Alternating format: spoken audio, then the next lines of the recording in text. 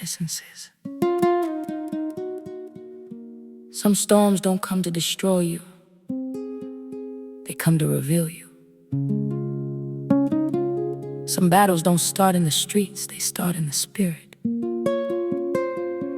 Long before people judged your pain, long before friends misread your silence, there was a conversation in heaven about a man named Job. A man who feared God, a man who walked upright, a man who did everything right, and still everything went wrong.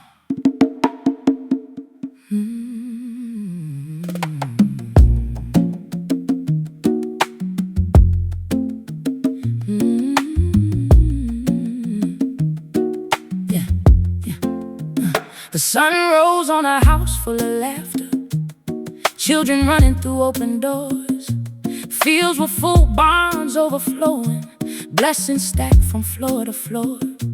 Job was grateful every morning, hands lifted before the day, praying over sons and daughters just in case they lost their way. People saw the wealth around him, but they didn't know his heart.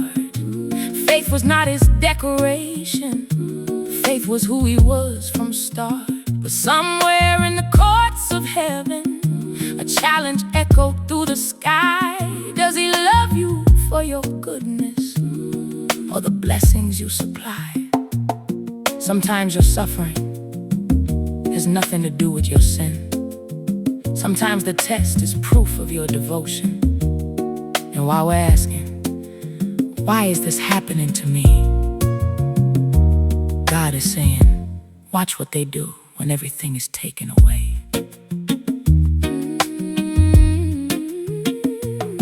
One day messengers came running, dust and terror in their eyes. Your oxen gone, the servants slaughtered, everything you built just died. Another voice came right behind him, fire fell down from the sky. All your sheep and all your shepherds gone before we could reply, before the shock could even settle, before the grief could take its breath. A final voice broke through the silence. Your children, they are dead. The house collapsed in violent wind, the walls fell in on everyone. 10 lives gone in one moment, 10 souls swallowed by the storm. Still he said, the Lord gives, the Lord takes away. Blessed be his name anyway. When the ground shakes, when hope breaks, I will trust him through the pain. Even when heaven is silent, even when answers don't come, faith is standing in the darkness, still believing in the sun. Then the sickness came creeping slowly, boils from his head to his feet. The man who once sat among princes now sat broken in the street, scraping wounds with broken pottery, ashes falling through the air. People passing by in whispers, surely God is not still there. His wife cried out in frustration, watching everything collapse. Curse your God and die already, there's no coming back from that. But Job looked through the devastation, through the grief and through the loss, and he spoke with trembling courage.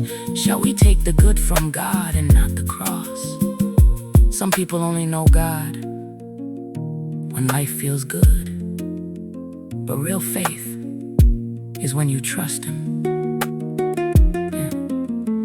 When the bank account is empty, when the diagnosis comes, when friends disappear, when prayers feel unanswered, that's the moment faith becomes real.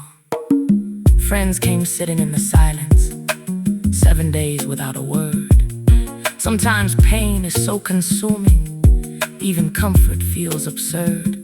But when they started talking later, they misunderstood his grief. Surely you must have done something, surely God has cause to leave. They blamed him for the suffering, like pain was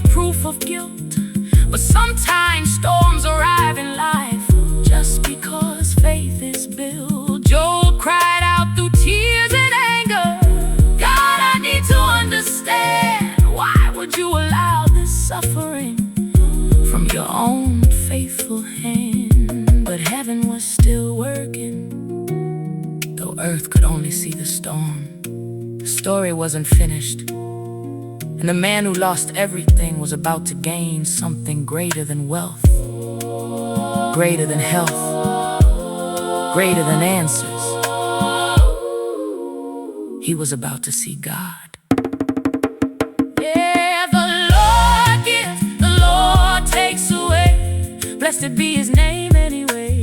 Even when the night is endless, even when hope feels gone, God is writing resurrection right inside your broken song. So when suffering finds your doorstep, when your strength feels almost done, remember Job still praised God before the victory came.